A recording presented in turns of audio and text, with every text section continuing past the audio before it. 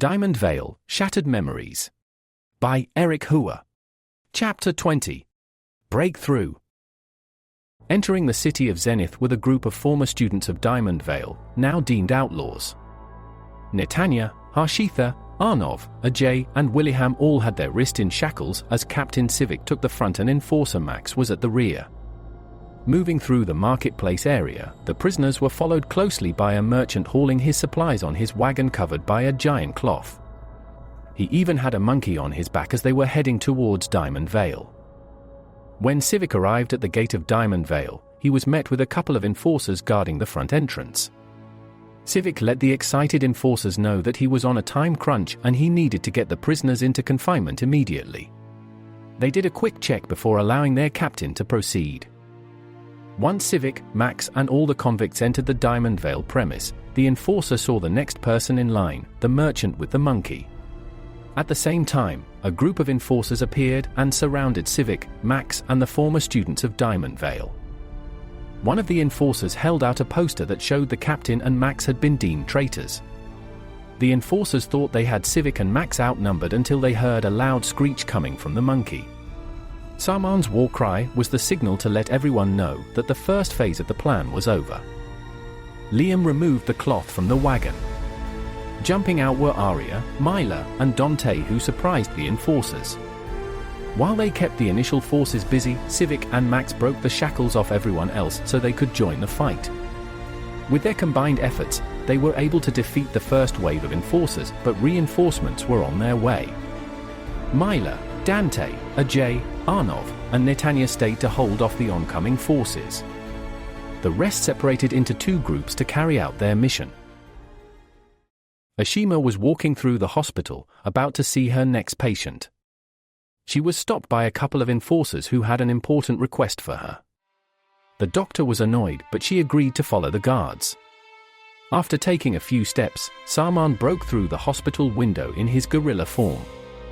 He grabbed both enforcers and tossed them aside.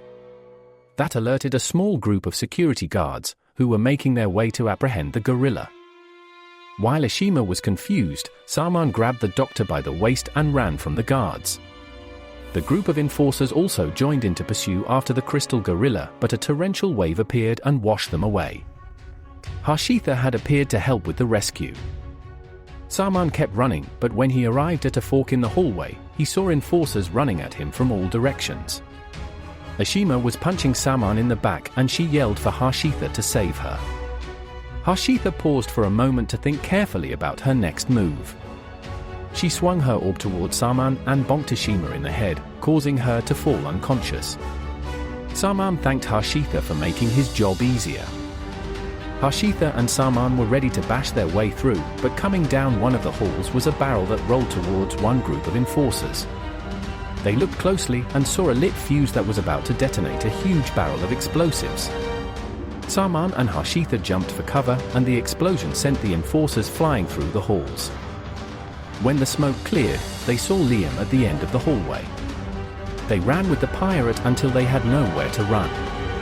Harshitha yelled at Liam, thinking he led them to a dead end, but then he pointed towards the window. They were going to use the zipline to make their escape. Harshitha was nervous as she looked down from the window, but jumping on the zipline with reckless abandon was Saman, who slid down the line with the unconscious Ashima. When he made it down to the bottom, he turned back and gave a big thumbs up. Despite being a diamond rank, Harshitha had a fear of heights. Liam forced Harshitha out the window and told her to hold on as he was getting ready to push her. Harshitha told Liam to go first, but he assured her that he would be right behind her. He pushed Harshitha, who screamed the entire way down the line. Harshitha was going too fast and she would have face-planted on the ground, but Saman caught her. She thanked the gorilla for saving her, and then she turned around hoping to see Liam, but he never appeared. Back up top in the hospital, Liam turned around to face the oncoming enforcers. He was no match for their combined strength, but he had one stick of dynamite in his hand. He threw it to the side, completely missing all his enemies. They all laughed at his terrible aim until they saw the dynamite roll to where there were dozens of barrels loaded with explosives. The enforcers all scrambled in hopes to escape, but it was too late. The barrels detonated, causing an explosion on the entire floor. Salman and Harshitha could hear the sound of the walls being blown up and windows shattering. Rain began to fall heavily from the sky and tears flowed from both their eyes. Salman had lost his dear friend, but he knew they had to press forward or else Liam's sacrifice would have been in vain. Infiltrating the school grounds were Aria, Max, Saivik, and William. There hadn't been much resistance on their adventure so far until a couple of emerald-ranked students appeared to block their way. Aria and Max were ready to fight, but Saivik stepped in front of them and told them to move ahead. Aria and Max took William and went on their way. Saivik turned his attention to the two emerald-ranked students who looked identical. He drew his electrically charged staff out and clashed against his two opponents, each holding a small crystal dagger. Max, Aria, and William continued through the school grounds, inching closer to the classroom. They had a solid pace, but falling from the ceiling was a large student who was about to crush William. Luckily, Aria managed to push him out of harm's way. As the enormous student was recovering from the impact, Aria signaled for the two boys to move on ahead. They both understood their assignment and went on without her. She was about to square off against an opponent who was even taller than her, holding a giant crystal wrecking ball tied to a chain, and claimed to be the strongest student in all of Diamondvale. He whirled his weapon in the air and then threw it in Aria's direction. She was able to dodge the initial impact, but as the ball struck the ground, debris scattered and some of it flew towards Aria, leaving cuts on her arms and her face. The student followed up by grabbing the chain and pulling it back, retracting the wrecking ball towards him and hitting Aria on its way back. The collision knocked Aria to the ground, but Aria refused to quit. As she was getting up and cracking her neck, memories of her training in the Amazon borderlands and Diamondvale surged through her mind. With her hands, she provoked her opponent to attack her again. Aria dodged the first strike, but instead of the debris damaging her body, she swatted it away with her gauntlets and blitzed at her enemy. The man was surprised by Aria's speed and he began to sweat. He pulled the chain as quickly as he could and the wrecking ball was going to retract and squish Aria.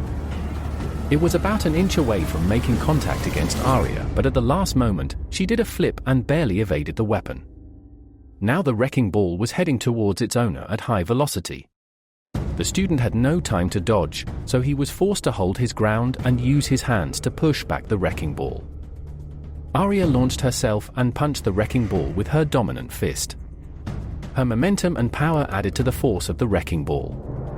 Eventually, the force pushed him against the walls of the building and he was nearly squished by his weapon. The only reason he was still breathing was because Aria held back.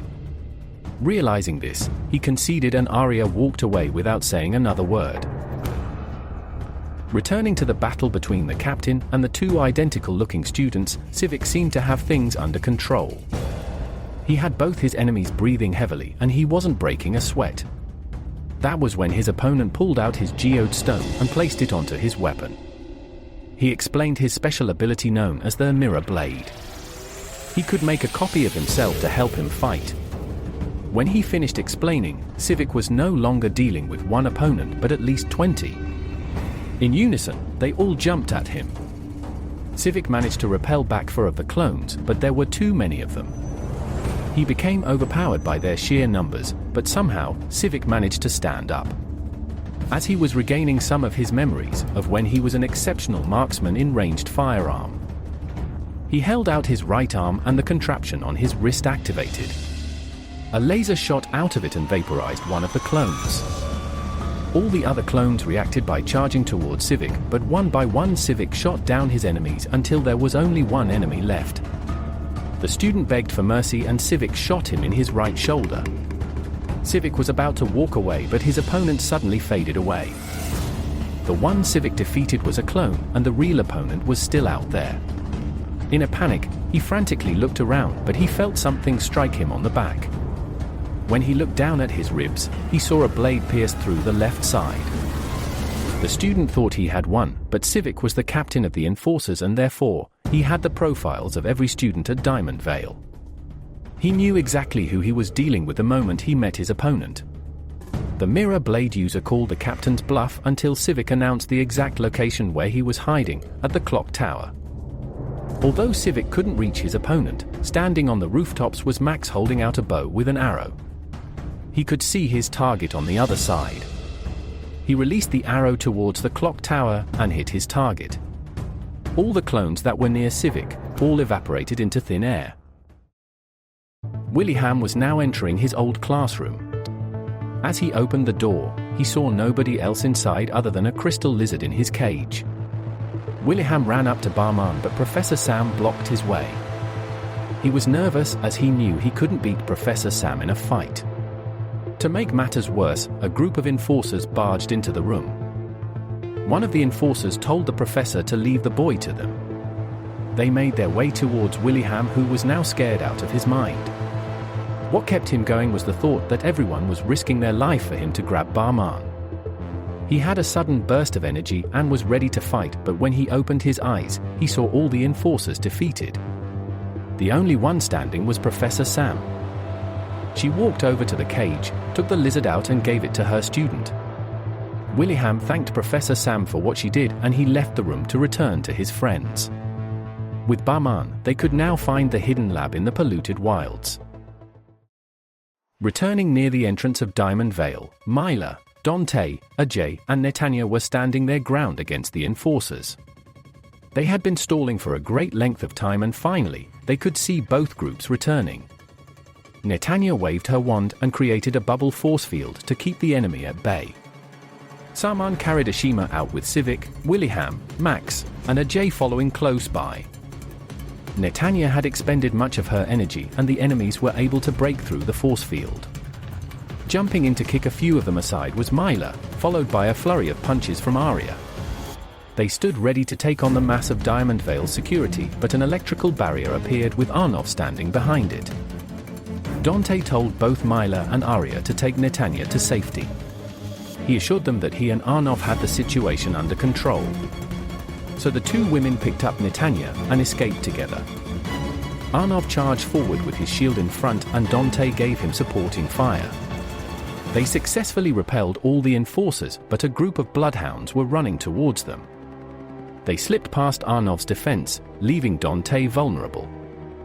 As the hounds pounced, they were knocked aside by a floating orb. Harshitha had appeared with the look of determination and intense focus in her eyes. Knowing not to get in her way, Arnov grabbed Dante and left. Harshitha turned to face the remaining army heading her way. Although their numbers had been reduced by a significant amount, there were still plenty. The mass of enforcers thought they had her beat, but Harshitha wasn't holding back any longer. She raised her right hand, and a torrential wave appeared that towered over all her enemies. She then dropped down her arm, and the wave came crashing down, swallowing up all the enforcers. With her enemies defeated, Harshitha left Diamondvale to catch up with her friends.